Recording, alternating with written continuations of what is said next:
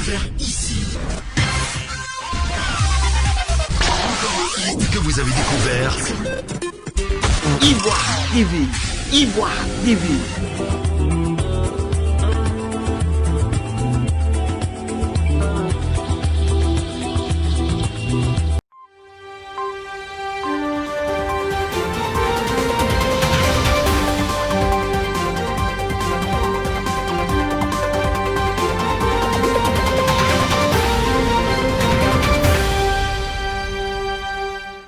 Merci de nous rejoindre sur le plateau de Cap Présidentiel, émission produite par 2F TV en collaboration avec ivoiretv.net.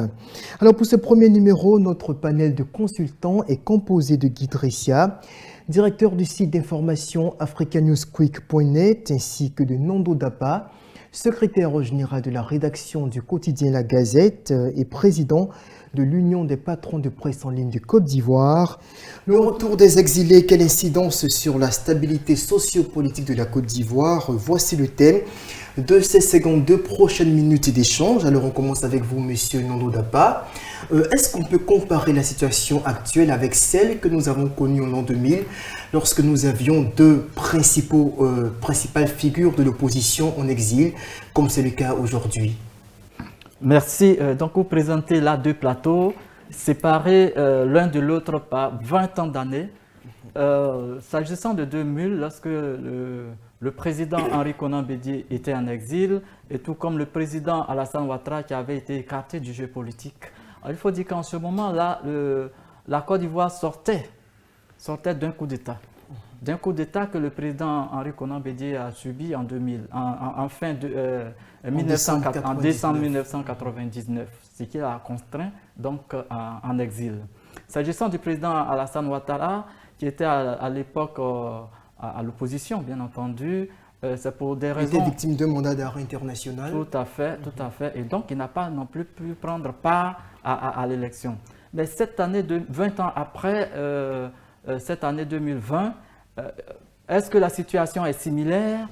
Je ne saurais le dire. Mais ce qu'il faut retenir, c'est que nous sommes dans une situation où Guillaume Soro est hors de la Côte d'Ivoire, le président Laurent Gbagbo est également hors de la Côte d'Ivoire, mais nous ne sommes pas encore aux élections. Donc j'estime que c'est encore trop tôt de dire qu'ils sont écartés du jeu politique. Enfin, parce que nous sommes encore à quelques mois, des élections présidentielles. Est-ce qu'ils seront là? Ils vont participer à cette échéance? Est-ce qu'ils ne vont pas participer à cette échéance? On attend de voir. Mais ce qu'on observe déjà, c'est qu'ils ne sont pas au pays. Tout comme en 2000, le président Henri Konan Bédié n'est pas au pays, le président Alassane Ouattara n'était pas non plus au pays. Donc de ce point de vue, d'ores et déjà, on peut comparer ces deux tableaux. Mais il faut arriver en octobre 2020 pour parler de la non-participation de Guillaume Soro et de Laurent Gbagbo. Alors, Guy Dressia, est-ce que vous pensez qu'on peut éventuellement assister à un retournement de situation juste à la veille du scrutin présidentiel? Parce que là, aujourd'hui, les deux personnalités dont on parle sont disqualifiées d'office, tous deux sous le coup de procédures judiciaires, disons, de peine de prison, tous deux condamnés à 20 ans de prison, Laurent Gbagbo pour crimes économiques, Guillaume Soro pour tentative de coup d'État. Est-ce que l'on peut espérer, ou l'on peut envisager éventuellement que les choses changent de façon imprévisible? Merci. Je dirais pour ma part que,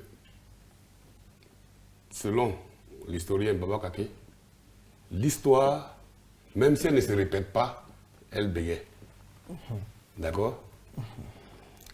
De ce point de vue, l'histoire a été de bégayer en 2020.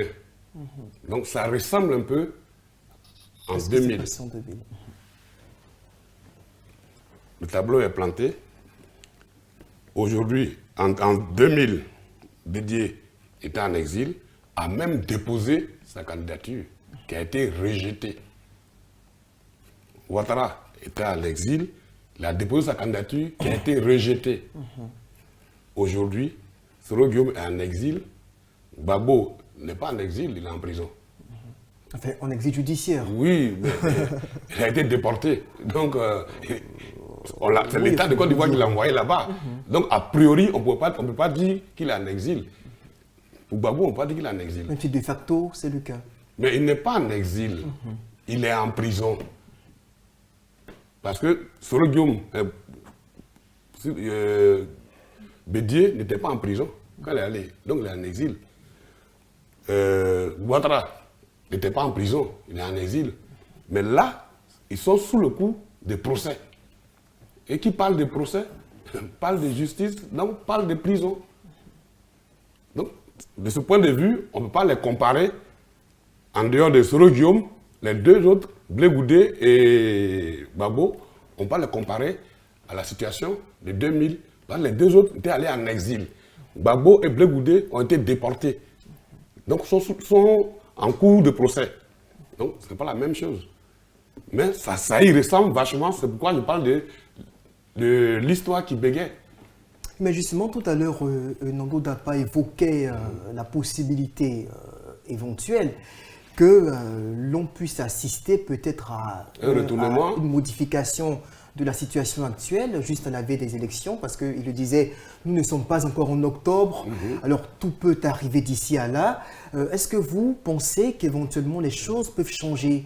Oui, puisque c'est la volonté politique qui change les données politiques. Ce sont des données politiques.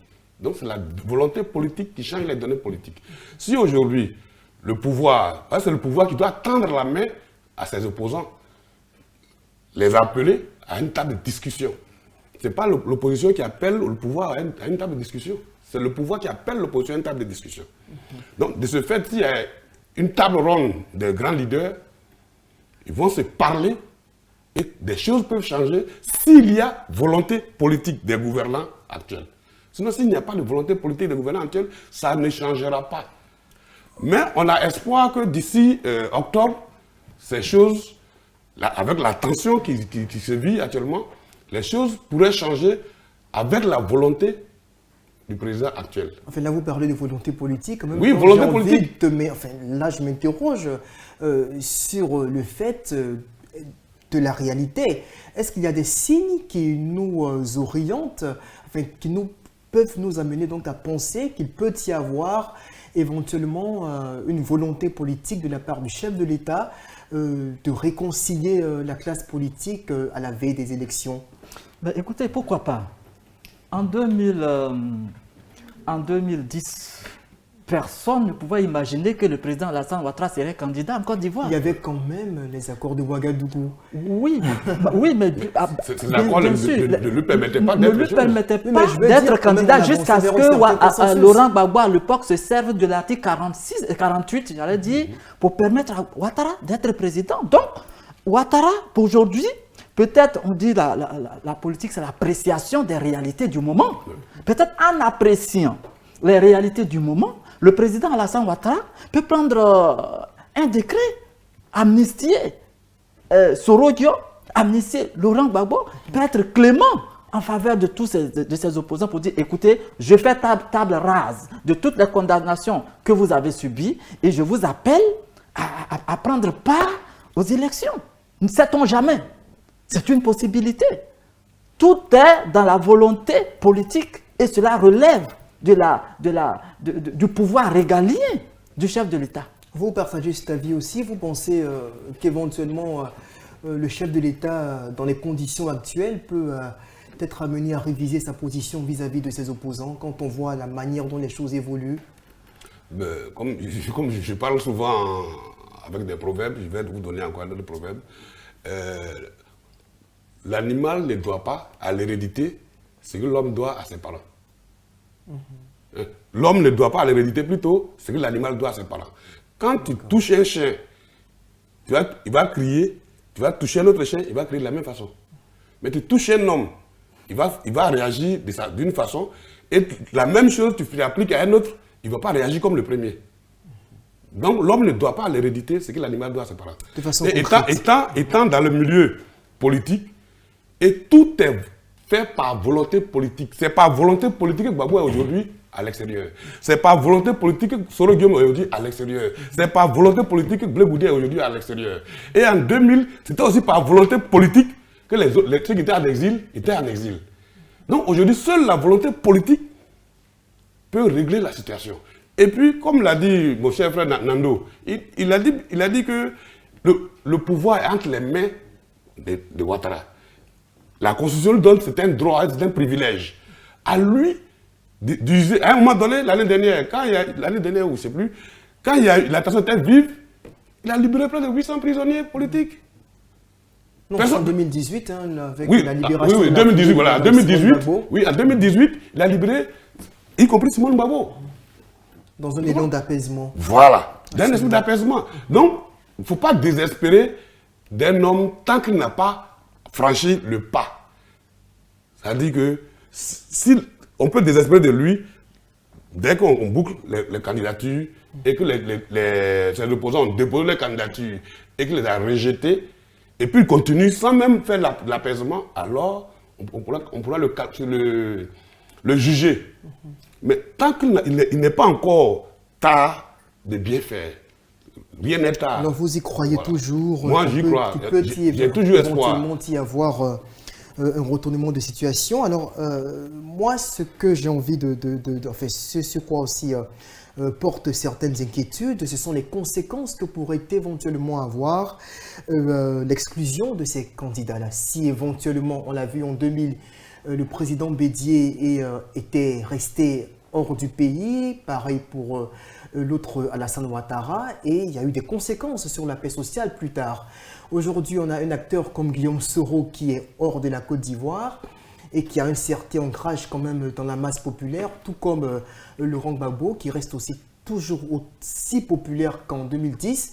Est-ce que éventuellement, on s'achemine vers des conséquences catastrophiques si ces deux personnalités-là n'étaient pas autorisées à rentrer pour prendre part au jeu politique? Bon, ben éventuellement, dans tous les cas, qu'ils viennent ou qu'ils ne viennent pas, les conséquences sont toujours, j'allais dire, peuvent être toujours fâcheuses. S'ils viennent, il y a des gens qui s'opposent à leur retour. Quand ils ne viennent pas, il y a des gens qui grincent les dents. Donc, d'une manière ou d'une autre, la situation n'est pas bonne. Mais le souhait le plus ardent, et comme déjà le proclame notre Constitution, et qu'aucun Ivoirien ne doit être contraint en exil.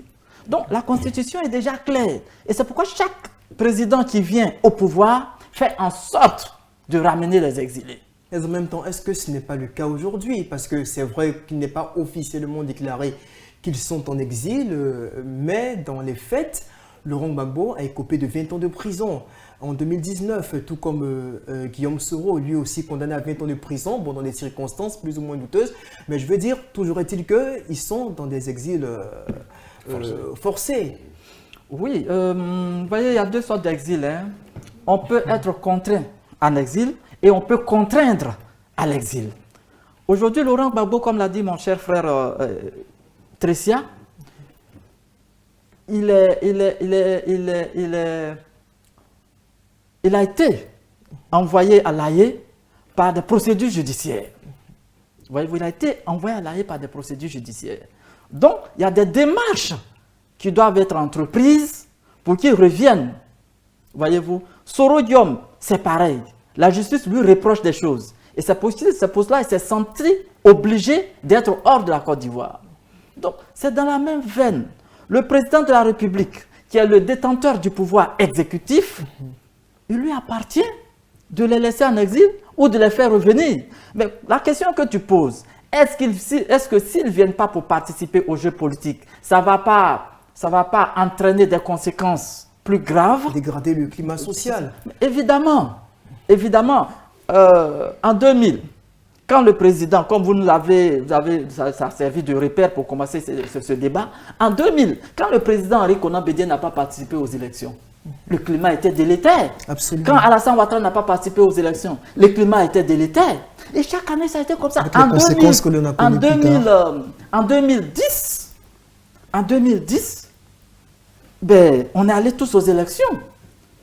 Au départ, c'était bon parce qu'on sortait de Marcoussis, de Kléber et de consorts, et de Ouagadougou. On a constaté que tous les opposants, enfin, toute la classe politique a participé aux élections. Et on est parti pour sortir très grand. La Côte d'Ivoire est partie pour être un pays grand, exemplaire, mais et que pataka. On est retombé dans une crise post-électorale. On a vu ce que ça crée. En 2015, Laurent Gbagbo n'a pas participé aux élections. Il était encore à La Haye. Il était en prison, comme le frère Tricia l'a dit tout à l'heure. Il était en prison. Bon, mais les conséquences étaient fâcheuses, mais la Côte d'Ivoire a continué sa marche. La Côte d'Ivoire a continué sa marche. En 2020, si Laurent Gbagbo et Soro Guillaume ne participent pas aux élections, quelle sera la situation? Quelles seront les conséquences? Mais les conséquences aussi seront fâcheuses. Mais je crois que la Côte d'Ivoire continuera sa marche. Malgré les tensions qui seraient vives, la Côte d'Ivoire, quelle que soit la situation, il aura toujours des grincements dedans. Mais notre souhait, le souhait le plus ardent de tout Ivoirien, c'est de voir tous les enfants de la Côte d'Ivoire participer aux élections dans un climat de paix. Certainement. Alors, Guy Tricia, c'est vrai, on parle aujourd'hui de la nécessité de ramener les exilés, mais vu la tension actuelle qui persiste, selon vous, cette situation fait le profit à qui?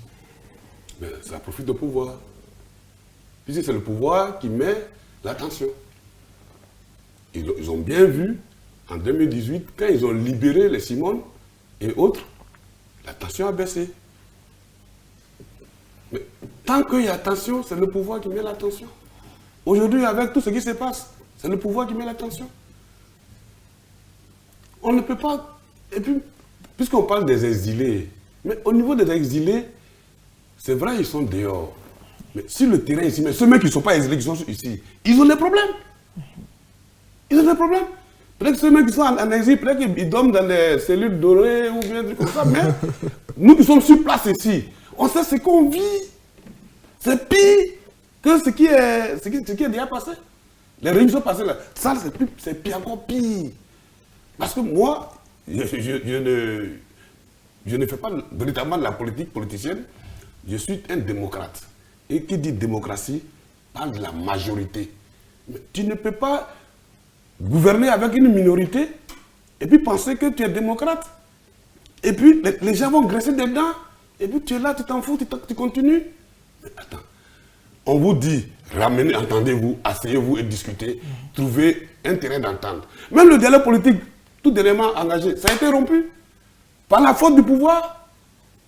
Même le dialogue politique pour les élections, CEI et autres, ça a été rompu par la faute du pouvoir. Mais en même temps que l'on souhaite que le pouvoir décrispe la situation, en même temps que l'on, s'il devait le faire, si le président devait en prendre l'initiative, est-ce que cela ne serait pas interprété comme une sorte d'immixtion dans les affaires de la justice? Non, pas vraiment. En même temps, la justice est indépendante. D'où vient-il qu'on appelle le président de la République le premier magistrat? Le magistrat, il faut la laisser suivre son cours. Le problème aujourd'hui, tant qu'on prendra un président comme le premier magistrat d'un pays, mais forcément, il est au-dessus des autres magistrats. Oui, mais attends, chaque année, le président prend un décret pour amnistier. Voilà, déjà. Grâce présidentielle. Là, vous parlez d'amnistie, mais là, on ne parle pas d'amnistie. Là, on parle de peines qui ont été prononcées. Oui, et on attend à ce que, naturellement, les condamnés viennent répondre de leurs actes sur le terrain. Bon, voilà, si aujourd'hui le président devait se décider à prendre une décision allant dans le sens de la levée de ces peines-là, bon, mais à quoi est-ce que cela ressemblerait? Par quel truchement est-ce que cela serait possible, enfin? C'est dans l'objectif de la décrispation. Voilà. Puisqu'il est le premier citoyen ivoirien et il veut gouverner en paix, il veut que son pays soit en paix. Mais on lui dit, monsieur le président, pour que le pays soit en paix, voilà des gens qui sont en prison. Peut-être ils ont commis, j'allais dire, des crimes. Ils sont condamnés. Mais appréciez et au besoin, soyez clément en leur faveur pour qu'ils retrouvent la liberté et la paix va revenir. Mais diantre, quel président au monde ne souhaite pas que son pays soit en paix pour qu'il lui puisse gouverner tranquillement? Cela ne va-t-il pas donner raison à ceux qui accusent le chef de l'État actuel de peser sur le fonctionnement de la justice ivoirienne?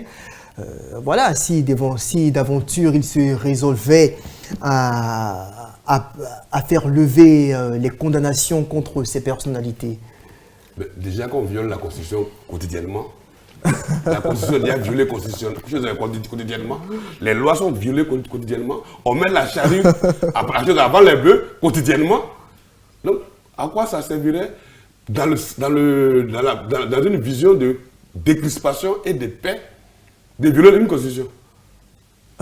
Et mieux, on ne viole pas là. On utilise un pouvoir présidentiel discrétionnaire. Voilà, discrétionnaire qui permet au président d'amnistier qui il veut.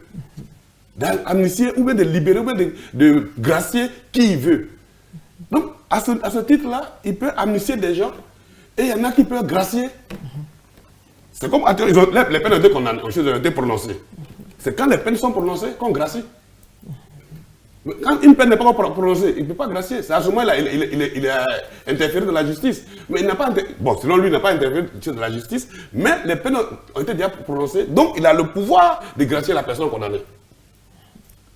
C'est quand il empêche la justice de faire son travail, de prononcer les peines, de juger, j'allais dire, la personne qui est mise en cause, qu'on dit le président se mixe dans les affaires juridiques. Mais quand il laisse la justice faire son travail jusqu'au bout et condamne, à ce moment-là, lui, en tant que président, il peut user de son pouvoir régalien pour libérer. Ne serait-ce que pour que la paix revienne. Mais là, il faut qu'on fasse aussi la différence entre gracier et amnistier. Absolument. Il y a une différence entre les deux. C'est vrai que le résultat c'est le même, mais il y a une différence. Gracier, ça n'efface pas la peine. La peine, tout à fait. Gracier n'efface pas la peine. Or, amnistier efface de la peine. Donc, il peut décider de gracier pour que la peine reste dans les archives. Mais s'il a amnistié, ça veut dire qu'on efface carrément, ce n'est plus valable. C'est ainsi qu'il y a des gens qui ont été graciés par rapport à 2002. Ben, on va gracier des gens. Amnistier, parce que les faits qu'on a amnistiés, la rébellion a été amnistiée. C'est pourquoi Dieu n'est pas poursuivi. C'est pourquoi tous les acteurs de la rébellion ne sont pas poursuivis. Mais Ouattara, lui, gracie et il amnistie des personnes. Or, si on amnistie les faits, les militaires seraient déjà libérés. Tout à fait. Donc, je conclue pour dire que la balle est dans le camp du président Ouattara.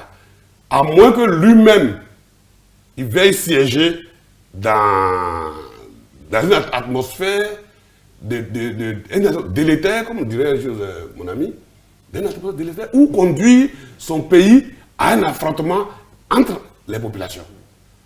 Alors là, vous craignez aussi le risque de débordement si éventuellement la situation devait demeurer en l'état en octobre prochain?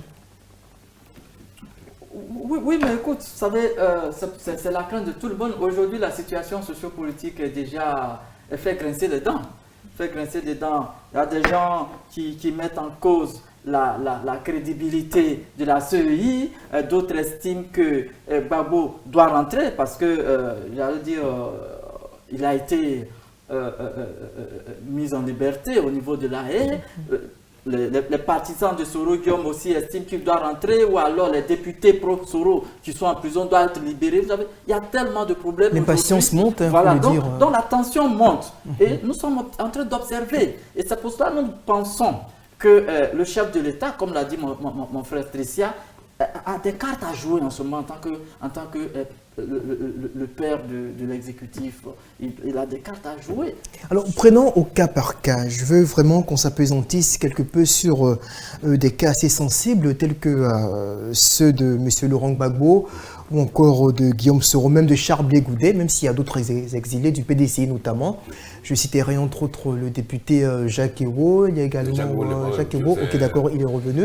Non, Jacques Ewo n'est pas en exil. D'accord. Akossi Benjo, justement, la confusion se fait tellement facilement. C'est de l'oncle au neveu. Voilà, justement, voilà. Alors, il y a aussi d'autres exilés, d'autres cas comme ça qui sont là devant nous, mais concernant spécifiquement le cas de M. Laurent Gbagbo, la procédure à la CPI suit son cours, elle n'est pas encore totalement achevée, même s'il a été acquitté l'an dernier. Et quelle pourrait être la formule la meilleure pour permettre à M. Gbagbo de revenir dans son pays, reprendre sa place sur l'échiquier politique? Moi, je pense que c'est dans le dialogue. Parce que Mais dialoguer avec qui en même temps? Parce qu'il faut dire qu'aujourd'hui, le FPI est divisé en plusieurs l'opposition tendances. l'opposition dialogue avec le pouvoir. Et c'est le pouvoir qui met un cadre de rencontres pour discuter. Ce n'est pas l'opposition qui crée le cadre. C'est le pouvoir qui crée le cadre. En fait, quand je Et parlais de qui, d'interlocuteur, je faisais référence plutôt au FPI. Le FPI, bon, Non, le FPI, bon... On discute avec qui? La dissidence ou la branche légale? Bon, tout ça aussi, c'est un autre Bon, point. il y a une branche aussi qui est légale, que vous appelez la dissidence, mais ça s'appelle aujourd'hui EDS. Non. C'est- La dissidence est fondue dans la coalition de Voilà, EDS. EDS. Justement, Donc, mais ce n'est pas. quand on discute avec EDS, on discute avec tous les pro-Babo. D'accord. Quand on discute avec Afin Guessan, c'est qu'on discute avec le FPI d'Afin Guessan. Mais ils ont tous été invités à la table de séance la dernière fois. Que le gouvernement lui-même a créé et a rompu. Voilà. C'est le gouvernement qui est à la base de tout ça. C'est le gouvernement. Et en prime, le président Ouattara, parce que quand c'est bon, c'est lui. Donc quand c'est mauvais aussi, il doit savoir que c'est lui. Voilà. Alors, quelle devrait être la conduite à tenir du pouvoir par rapport au cas Gbagbo? Mais par rapport au cas Gbagbo, comme Gbagbo et Blé Goudé, je pense qu'ils ne sont pas à dissocier. C'est un cas de... C'est une situation juridique qui suit son cours à La Haye. Ils ont été acquittés. Les restrictions ont été levées. Et donc, logiquement... Atténuées, bien sûr. Donc, logiquement, les 123 pays signataires du traité de Rome peuvent recevoir ces prisonniers, ces ex-prisonniers, y compris la Côte d'Ivoire. Mais c'est une procédure.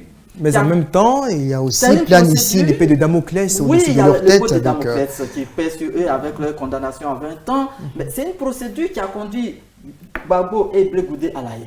C'est aussi une procédure qui doit les ramener. Dès lors où ils sont libérés, c'est leur pays, comme on le dit tantôt. C'est leur pays, ils peuvent regagner librement leur pays. Mais vous voyez, Gbagbo et Blé Goudé ne sont pas à La Haye comme s'ils étaient partis en balade aux Pays-Bas. Ils ne sont pas allés en balade aux Pays-Bas. Ils sont allés sur poursuite judiciaire. Et dès lors où ils sont acquittés, ils doivent revenir dans leur pays. Mais en revenant dans leur pays, comme vous l'avez dit, il y a une épée de Damoclès qui plane sur leur tête. Faut-il lever cette épée de Damoclès? Mais il n'y a qu'une seule personne aujourd'hui qui peut lever cette épée de Damoclès, c'est le chef de l'État. Maintenant, quitte à lui, au regard de l'environnement social, de décider s'il peut lever cette épée de Damoclès pour faire entrer librement Laurent Gbagbo en Côte d'Ivoire. Mais je crois que ça sera salutaire. Sinon, on pourrait la maintenir éventuellement. On pourrait la maintenir éventuellement, tout comme Gbagbo n'a pas voulu que Simone Gbagbo aille à La Haye. Bon, ça a été expliqué pourquoi. Le président Ouattara n'a pas voulu. Le président Ouattara n'a pas voulu que Simone Gbagbo, l'épouse de Gbagbo, aille à La Haye. Mais ça a été expliqué parce que les conditions juridiques permettent que Simone Gbagbo soit jugée en Côte d'Ivoire. Elle a été jugée, elle a été condamnée, mais elle a été graciée. Elle a été graciée. Amnistiée. Ouais. Bon, terminologie, amnistiée. Donc, ça peut être de même pour Laurent Gbagbo. Cela relève de la volonté du chef de l'État, Alassane Ouattara.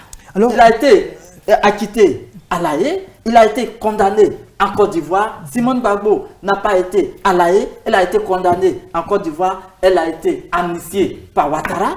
Donc, pour parallélisme des formes, selon la volonté du chef de l'État, il peut aussi amnistier Laurent Gbagbo. Alors, venons-en au cas Guillaume Soro. Guillaume Soro, son cas diffère aussi de celui de Laurent Gbagbo et de Charles Blé Goudé. Guillaume Soro est accusé de tentative de déstabilisation et puis il faut dire aussi qu'il se susurre beaucoup de choses à son sujet. En même temps, Guillaume Soro fut le patron de la rébellion pendant près de 10 ans. Alors, est-ce que un éventuel retour de Guillaume Soro en Côte d'Ivoire dans ce climat de tension ne pourrait pas contribuer, comme le prétendent certains partisans du pouvoir, à accentuer un peu plus les menaces sur la situation sociopolitique du pays? Bien, moi je pense que un Ivoirien ne doit pas rester à l'extérieur. Parce qu'un opposant, quand il est à l'extérieur, il est plus dangereux quand il est sur le territoire.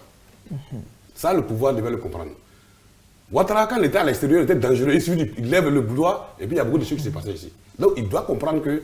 Très influent. Hein, voilà, très influent. Maintenant, Soro Guillaume, son problème, il est interne au RHDP.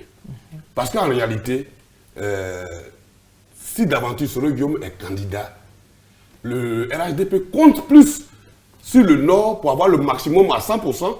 Parce que quand je le dis, il sait de quoi je parle, parce que même le partage entre le RHDP et les papiers, et les autres partis politiques du RHDP veut tout le Nord seul, sans un député ou un PDCI là-bas. L'électorat traditionnel du RDR, vous voulez dire? Ouais, bon, le RDR, au Nord, c'est le chasse gardée. Or, aujourd'hui, si Guillaume Soro est candidat, ses premiers électeurs sont du Nord. Ses premiers électeurs sont du Nord. Et il y a une sorte de rivalité voilà, entre les deux blocs. À ce niveau-là déjà, au Nord. Donc, je pense que c'est ce qui fait que les gens lui collent des supposées histoires de coups d'État ou quoi que ce soit. Mais vous n'y croyez pas. Pour vous, cela n'a pas de fondement. Non, pour moi, personnellement, j'ai foi en Guillaume Soro qui, depuis 2 ou 3 ans, fait son mea culpa et demande pardon aux Depuis Ivoiriens. 2016, il s'est engagé dans une croisade de réconciliation nationale. Donc, et de demande de pardon. Donc, je le vois mal aujourd'hui faire un coup d'État. Peut-être que forcément, ce coup d'État-là peut être très sanglant, contrairement aux autres passés. Mais je veux dire qu'il est dans une posture de réconciliation. C'est en cela que le président Bédié l'encourage. Réconciliation, mettons-nous ensemble pour aider notre pays. Chacun à son niveau peut jouer sa partition, mais mettons-nous ensemble. Donc, Guillaume Soro, moi, je ne crois pas à cette affaire de coup d'État.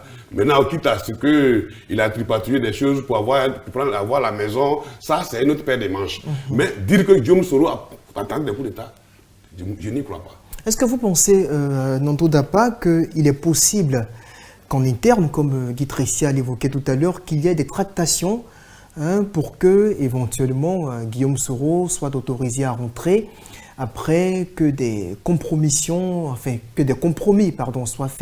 de part et d'autre au sein de la grande famille politique du RHDP?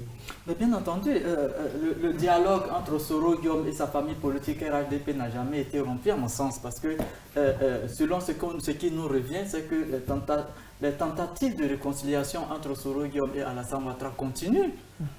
Je crois que c'est parce qu'à un moment donné, il y a eu échec que bon, Soro Guillaume s'est senti contraint de quitter la Côte d'Ivoire. Et on reproche Soro Guillaume de tenter à la vie de la nation par des coups d'État. On colle à Soro Guillaume les crimes économiques qu'il aurait commis. Et tout cela, ça peut être fondé, ça peut ne pas être fondé, mais toujours est-il que le procureur, après avoir mené ses investigations, a estimé qu'effectivement c'est fondé, c'est pour cela qu'il a été condamné. Donc, la justice ayant déjà fait son travail, on ne peut pas revenir sur la question. On constate tout simplement qu'il a été condamné et il est en exil. Autre chose, toujours dans la famille politique du RHDP, vous savez que le RHDP a un candidat. Mais si d'aventure, parce que tu te réclames membre du RHDP, tu veux s'aimer la zizanie au sein de la classe politique, personne ne peut accepter.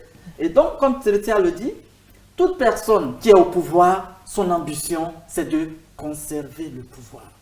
Et c'est pour cela on est tenté de dire que Ouattara peut ne pas permettre que Gbagbo revienne. Il peut ne pas permettre que Soro Guillaume revienne. Tout, puisque, quand bien même c'est de son ressort, quand bien même c'est de son pouvoir. Mais en sachant que Laurent Gbagbo, en revenant en Côte d'Ivoire, on connaît un peu la popularité de Laurent Gbagbo. Il ne vient pas pour soutenir Alassane Ouattara, pour qu'il conserve le pouvoir, pour que le RHDP conserve le pouvoir. Vu les relations déjà presque délétères entre le RHDP et Soro Guillaume ne viendra pas pour lancer un appel à voter le RHDP non plus. Mais de ce point de vue, si d'aventure les négociations n'aboutissaient pas, bien entendu, alors donc de ce point de vue, ce n'est pas de l'intérêt du pouvoir en place, dirigé par Alassane Ouattara, de faire venir ses adversaires coriaces et politiques. Donc vous comprenez avec moi que ce n'est pas évident. Ce n'est pas évident. Ce n'est pas évident. Ce n'est pas évident que Ouattara balaie du revers de la main la condamnation qui pèse sur Guillaume Soro et balaie du revers de la main la condamnation qui pèse sur Laurent Gbagbo. Pour vous, ces condamnations internes, je veux dire au niveau de la justice ivoirienne, est-ce qu'elles ont été prononcées un peu comme des recours au cas où la justice internationale n'arrivait pas peut-être à maintenir ses opposants-là à l'extérieur? Mais vous l'avez dit. Enfin, c'est une question. Oui, mais vous l'avez dit vous l'avez affirmé. C'est le pouvoir qui empêche. Donc c'est le pouvoir qui doit empêcher d'empêcher. Il doit s'empêcher d'empêcher. Voilà. Il doit plutôt même s'interdire d'empêcher. De façon claire, concernant Guillaume Soro, il faut permettre à ce que non, il puisse rentrer... leur dialogue, connaissant plus ou moins le parcours de Guillaume Soro, je pense que il ne peut pas retourner au RHDP.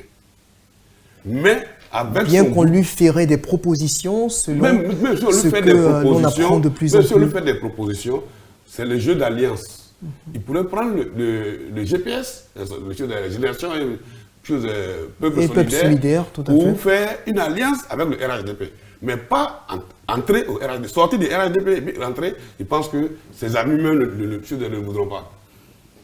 Voilà. Donc c'est possible qu'il fasse une alliance avec le RHDP. Mais comment est-ce qu'on pourrait régler de façon concrète le cas Soro? Est-ce qu'il faut peut-être, comme cela se raconte dans certains milieux, lui offrir peut-être un poste? Peut-être c'est ce qu'il manquait. Est-ce que Guillaume Soro n'est pas parti plutôt par frustration?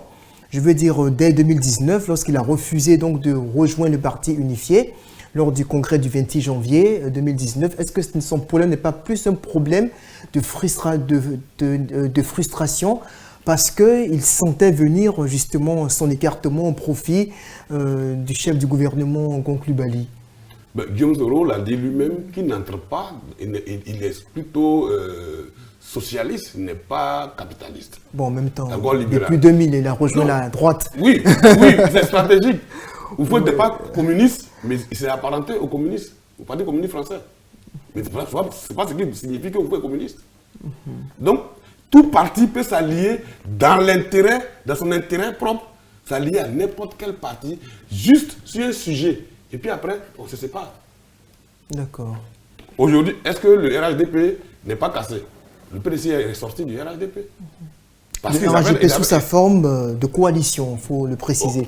Non, aujourd'hui, c'est le RDR qui est revenu, qui a changé de nom. C'est le RDR qui a changé de nom pour devenir RHDP. D'accord. Voilà. C'est votre analyse. Oui, ça c'est mon analyse. Et je confirme que c'est le RDR qui a changé de nom. Puisque on oblige tous les autres partis membres d'être dissous. Voilà, aujourd'hui, on empêche même chose. Mabri Touakris d'utiliser le label UDPCI. Voilà le combat. Lui dit que l'UDPCI n'est pas dissous et ils disent que l'UDPCI est dissous. Parce que le RHDP est un parti, donc un autre parti ne peut pas militer dans un parti. Ce qui paraît logique quand même. Voilà. Ce qui paraît logique, depuis le 26 janvier 2019, les choses ont été établies. Comme on dit toujours, Bédier a une longueur d'avance. Parce que lui, il voit très loin. La preuve, il y a 2 ans qu'il disait de proroger la carte d'identité de 2 ans. Les gens ont tout fait pour proroger 1 an. Mais ils se sont rendus compte qu'ils sont obligés de proroger en 2e année. Ils sont revenus sur les 2 ans de Bédier. Ouais. Donc c'est un peu... Donc pour Guillaume Soro, je pense que il peut faire une alliance GPS, RHDP, ça c'est possible. Mais Guillaume Soro, rentrer dans le RHDP, devenir militant du RHDP, je n'y crois pas. De ce point de vue, ce n'est pas de l'intérêt du pouvoir aujourd'hui de faire venir Guillaume Soro, ni de faire rentrer Laurent Gbagbo, si tel est qu'ils veulent conserver le pouvoir. Voyez-vous? Mais conserver le pouvoir à quel risque? En se donnant tous les moyens. À tout prix. À tout prix. En se donnant tous les moyens. Dans tous les cas, ils pèsent, ils savent bien que... Vous savez, on a fait partie de Guillaume Soro parce qu'il constituait une menace pour la Côte d'Ivoire selon le régime. Mais est-ce qu'après le départ de Guillaume Soro, il n'y a pas eu de menaces sur la Côte d'Ivoire? Récemment, ce qui s'est passé à Kafolo, il y a eu une tentative. Il y a eu une tentative. Des soldats ivoiriens ont été tués. Mais Guillaume Soro n'est pas en Côte d'Ivoire. Ses plus proches collaborateurs sont tous en prison. Même si certains le soupçonnent dans le camp du pouvoir de tirer les ficelles par rapport à ces attaques justement que vous évoquez. Donc je veux dire que là encore, on va retourner à disons, la thèse du complot soroïste. On attend les preuves pour l'affirmer. On attend les preuves pour l'heure, on n'en est pas encore là officiellement en tout cas. Donc, voilà. Alors donc ça pour dire que vous avez dit à quel prix? Mais à tous les prix. Un pouvoir, il se conserve. Il s'acquiert et il se conserve. Le pouvoir sait pertinemment qu'il y a l'opposition en face. Et l'opposition aussi use de tous les moyens pour récupérer le pouvoir. Et le pouvoir aussi, le sachant, prend ses dispositions. Donc c'est comme ça. moi, je dirais plutôt qu'on ne conserve pas le pouvoir à tous les prix. Le pouvoir, on le gère pour le peuple. Quand le peuple est content, tu conserves le pouvoir. Mais quand tout le peuple gronde, forcément, tu vas faire un bain de sang pour pouvoir conserver ce pouvoir. Voilà, donc ce n'est pas à tous les prix qu'on conserve le pouvoir. Maintenant, si l'objectif, c'est de faire couler le sang des Ivoiriens, bon, ça a eux de juger. Est-ce que finalement, la solution, c'est véritablement de ramener tous les principaux exilés? Parce qu'en 2010, on a vu, lorsque le président Gbagbo, à l'issue de l'accord de Ouagadougou, avait permis à tout le monde d'être candidat à l'élection présidentielle, on y est allé dans des conditions plus ou moins sereines, mais au bout du compte, personne n'a voulu accepter sa défaite. Enfin, tout ça c'est relatif. Mais on aboutit à une crise militaro-politique sans précédent dans l'histoire de la Côte d'Ivoire. Au cas où le président Ouattara décidait donc de les ramener par quelque moyen que ce soit, est-ce que le même schéma ne risquerait pas de se reproduire? Parce que Laurent Gbagbo sur le terrain, Henri Konan Bédié sur le terrain opposé au candidat du RALTP. Bon, on suppose qu'il sera le chef du gouvernement Amadou Gon Coulibaly. Est-ce que tout cela, le pouvoir voulant, le régime voulant se maintenir, est-ce que tout cela ne va pas créer une situation de confusion qui pourrait précipiter la Côte d'Ivoire vers le chaos? Vous savez, ce qui s'est passé en 2010, ce n'est pas pareil que ce que nous vivons actuellement. En 2010, on peut le dire entre griffes, la Côte d'Ivoire était sous parrainage des Nations Unies. La Côte d'Ivoire était sous parrainage des Nations Unies. Et ce n'est pas la volonté, c'est pas par la volonté de Laurent Gbagbo seulement que tous les opposants ont participé aux élections. C'est pas par la volonté seulement de Laurent Gbagbo que tous les exilés sont entrés et que tous les leaders politiques sont venus contribuer à la démocratie. Mais c'est par la volonté conjuguée des organisations internationales que cela s'est passé ainsi. Or, aujourd'hui, les Nations Unies sont parties. On n'a pas un arbitre international actuellement. Le seul maître du terrain, c'est le pouvoir en place. C'est lui qui dicte ses lois, c'est lui qui décide, c'est lui qui oriente, c'est lui qui dirige les choses. Maintenant, en tenant compte, bien entendu, de la présence de l'opposition. Comme j'ai dit tout à l'heure, l'objectif c'est de conserver le pouvoir, tout en conservant le pouvoir dans la paix et dans la quiétude. Sinon, ça ne sert à rien de vouloir gouverner si tout le peuple n'est pas avec toi. Mais le pouvoir, lui, il estime qu'il a la majorité démocratique. Et sur cette base-là, que le pouvoir compte gérer, estime qu'il gère les affaires de l'État. Donc, aujourd'hui, je ne pense pas que ce serait dans l'intérêt du régime en place de faire venir tous les exilés et tous les leaders politiques pour participer aux élections, sachant bien que quand on voit les alliances qui se tissent, en Côte d'Ivoire, on a 3 fortes tendances. Et ceci s'est passé, ceci a fait qu'en 2010, on avait pronostiqué la victoire de l'opposition contre Laurent Gbagbo. Parce que quand dès le second tour. Dès le second tour, bien entendu. Quand 2 grands partis politiques se mettent ensemble contre le 3e, évidemment, la défaite est irréversible. Voilà. Le résultat est déjà connu d'avance. Si Laurent Gbagbo atterrit en Côte d'Ivoire et qu'il se met en alliance avec le PDCI, ajouté au PDCI GPS de Soro-Guillaume, face au RHDP, fut-il un conglomérat de partis, il n'y a pas match, il n'aura pas match. Mais quel pouvoir quel leader détenteur du pouvoir va se laisser avoir de cette manière? Donc vous comprenez la logique du président Alassane Ouattara. Tout leader qui serait dans sa... Vous me suivez pas? Si, voilà. on essaie de vous Tout suivre, leader allez-y. qui serait dans la posture d'Alassane Ouattara ne va pas accepter aussi facilement de laisser son pouvoir phagocyté par son opposition. D'accord. Alors, d'un point de vue stratégique, est-ce que vous pensez aujourd'hui que, tout comme Nando Dapa, que le pouvoir actuel a intérêt à maintenir ses opposants hors du territoire national? Moi, je pense que non. Parce que quand on gère un pays, c'est par rapport à des lois. Sinon, on serait dans la jungle. La loi dit qu'on ne peut pas contraindre un Ivoirien à l'exil. Et tu contrains des Ivoiriens à l'exil. Quand un Ivoirien va en exil, c'est toute une chaîne de familles qui se sentent menacées. Enfin, le pouvoir vous rétorquera Oui, qu'il n'a envoyé personne en aujourd'hui, exil. dans les pays développés, les grandes démocraties, c'est quoi? Chacun est libre de s'exprimer, chacun est libre d'aller voter. Donc, il faut travailler à ce que le peuple t'aime et te choisisse dans les urnes. Ce n'est pas en faisant des manigances, des compromissions, qu'on va arriver à mettre ou des pressions sur des gens je sais de pourquoi. Vous parlez de manigance, en même temps, on vous dira du côté des gouvernants que la justice fait son travail. Est-ce que parce qu'au nom de la réconciliation, il ne faut pas, il faut faire le blackout sur des crimes économiques qui ont pu être commis? Voyons un peu cette justice. Tous les opposants sont condamnés à 20 ans. Tous les opposants qui ont été condamnés, les grands opposants qui ont été condamnés, sont condamnés tous à 20 ans. Le G20. D'accord. Le fameux G20 de Charles de Goudet. Le pouvoir estime que tous ceux qui sont, les leaders qui sont hors du pays, le sont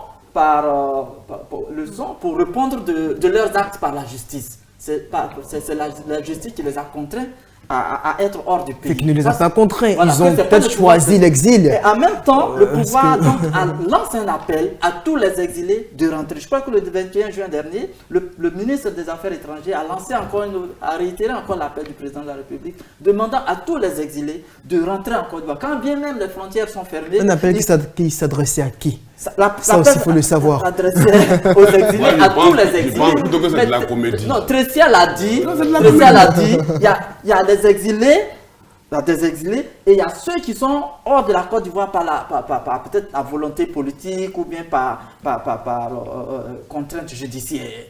Donc l'appel est lancé aux exilés de la crise post-électorale. D'accord. Voilà. Parce qu'il faut bien nuancer les choses. Il faut nuancer les choses. Voilà. Ça, ce sont les exilés de la crise post-électorale. Oui, parce que du côté du pouvoir... Ali Coulibaly, le ministre des Affaires étrangères, a dit que vous pouvez rentrer en toute quiétude, sans crainte. Et quand bien même les frontières sont fermées, on va vous créer des couloirs humanitaires pour vous permettre de rentrer au pays. Ce qui ne concerne pas spécifiquement... Si 300 000 exilés en 2011, aujourd'hui, il n'en reste que 20 000. Mais, selon les chiffres officiels. Selon les chiffres officiels. Mais au regard de la Constitution, c'est de trop. Un Ivoirien même en exil, c'est de trop. La Constitution ivoirienne ne permet pas qu'un Ivoirien soit contraint en exil. Parce que la confiance n'est pas encore totalement restaurée selon vous, Guy Tressia. Moi, je pense que c'est, comme je le dis toujours, c'est le pouvoir qui doit créer la confiance. Quand tu appelles un exilé d'entrer au pays, et que tu l'attrapes après, tu le mets, ou tu lui colles un délit, et puis la justice se prononce, le condamne. Tu comprends? Donc, pour mettre la confiance, il faut d'abord amnistier les faits de la crise post-électorale, pour les mettre en confiance. Parce que quand ils arrivent, on n'aura pas à interpréter celui-là, on peut le laisser aller à la maison, l'autre, on peut le mettre en prison, mais il faut amnistier les faits. De sorte que tous ceux qui sont impliqués dans ces faits-là soient lavés et puis rentrent tranquillement à la maison. Et certainement rassurer leurs partisans aussi. Parce que s'ils sont amnistiés, je ne sais pas ce qu'ils font au Ghana. Sauf ceux qui sont reconvertis en affaires au Ghana. Bon, ils vont venir en Côte d'Ivoire et puis retourner pour continuer les affaires, puis faire la navette. Mais je veux dire que seul le gouvernement peut amnistier la crise post-électorale et tous les acteurs. De ce fait, ceux qui sont à l'exil peuvent venir. Mais ils craignent que s'ils arrivent, Il y a eu des procès, il y a eu des condamnations, mais ils arrivent. On leur dit de venir. Pourtant, il y a des procès où il y en a qui ont été cités qui sont encore en exil. On a condamné le chef. Or, l'autre qui est resté en exil, il va venir. On va le condamner aussi. Donc, il faut amnistier les faits et non pas des personnes. Parce que ça divise toujours. Ok, je pense qu'on vous aura compris. On va peut-être faire un dernier tour de table. Nando Dapa, juste avant qu'on ne termine notre temps d'échange, votre dernier mot. Alors moi, mon dernier mot, c'est qu'aujourd'hui, nous allons vers octobre 2020, la date pour l'organisation des élections présidentielles. Et comme dans tous les États, hein, c'est la période des grandes tensions. C'est la période des grandes tensions. Mais pour la Côte d'Ivoire particulièrement, nous sortons 10 ans en arrière d'une crise post-électorale. Mais je crois que ça doit interpeller. Ça doit interpeller nos dirigeants. Ça doit interpeller même l'opposition pour que, de part et d'autre, chacun puisse mettre de l'eau à son moulin pour que, pour une fois, on parte aux élections et que pour la première fois dans l'histoire de la Côte d'Ivoire, le président, soit le parti, pour que pour une fois dans la Côte d'Ivoire, le président sortant passe la main au président entrant. Surtout que même si le pouvoir en place gagne les élections, le candidat n'est pas reconduit, Alassane Ouattara étant le président actuellement, n'est pas candidat à sa propre succession, ça suppose que même si c'est le pouvoir actuel qui gagne les élections, il doit avoir passation de flambeau. Et si ce n'est pas le pouvoir et que c'est l'opposition, il puisse aussi avoir passation de flambeau dans la quiétude, dans la paix, pour que pour une fois, la réconciliation soit totale. Ce qui relèverait d'un véritable miracle dans les conditions actuelles. Alors, votre conclusion, Guy Tricia, avant qu'on ne boucle notre temps. Moi, je souhaiterais que tous les exilés soient mis en confiance. Parce que je dis plutôt que les appels aux exilés de rentrer, c'est de la comédie. On a le pouvoir de les mettre en confiance. On les met en confiance, ils rentreront d'eux-mêmes. Vous comprenez? On a le pouvoir de les mettre en confiance. Amnistier les faits, ils rentreront. Mais tant que ces faits ne sont pas amnistiés, chacun a peur. Si je vais, qu'est-ce qu'ils vont faire? Il y en a qu'on a vu ici, on les a appelés, ils sont venus. Et on les a mis en prison. Vous comprenez? Donc, moi je pense plutôt que le président Alassane Ouattara devait jouer la carte de l'apaisement. Surtout qu'il n'a pas un troisième mandat à briguer. Il doit laisser la Côte d'Ivoire, pas comme il l'a trouvé, mais mieux qu'il a trouvé, et doit être le père de la vraie démocratie en Côte d'Ivoire, parce qu'on aura fait des passations de charges après sa gouvernance. Parce que depuis le Houphouët-Boigny, il n'y a jamais eu de passation de charges. Comme mon ami Nado le disait, il dit bien, il faut qu'on ait pour une fois. Et c'est lui qui a la chance de réussir cela. Donc, qu'il ne s'arc-boute pas sur le fait que forcément, il faut que le RHDP garde la constitution. Mais il n'est pas dans le cœur des Ivoiriens. Même ses propres partisans RHDP, nous on les connaît, on sait ce qui se passe. Ils ne sont pas d'accord avec un certain nombre de points. Donc, il doit jouer la carte de l'apaisement, faire en sorte que les exilés rentrent effectivement, d'abord amnistier les faits de post-crise post-électorale. Ensuite, donc, du coup, quand les faits sont amnistiés, les exilés rentrent tranquillement, sans être inquiétés. Et maintenant, jouer la carte de l'apaisement pour réussir à atteindre la passation des charges comme chose est prévue par la Constitution. Parfaitement, je pense qu'on vous aura compris. Merci à vous deux d'avoir donc pris part à ce plateau. Je rappelle que nous étions donc au premier numéro de Cap présidentiel avec comme invité Nando Dapa, qui est secrétaire général du quotidien, de la rédaction du quotidien ivoirien La Gazette, et en même temps président de l'Union des patrons de presse en ligne de Côte d'Ivoire, et avec lui Guy Tricia, directeur de publication du site d'information africanewsquick.net. Merci à vous de nous avoir suivis. On se dit au revoir et à bientôt.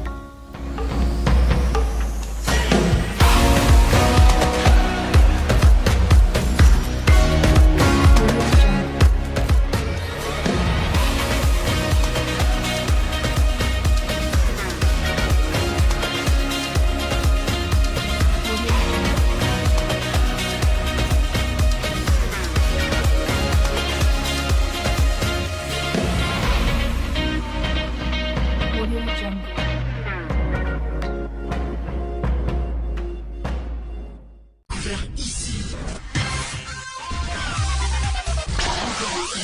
vous avez découvert Ivoire TV. Ivoire TV.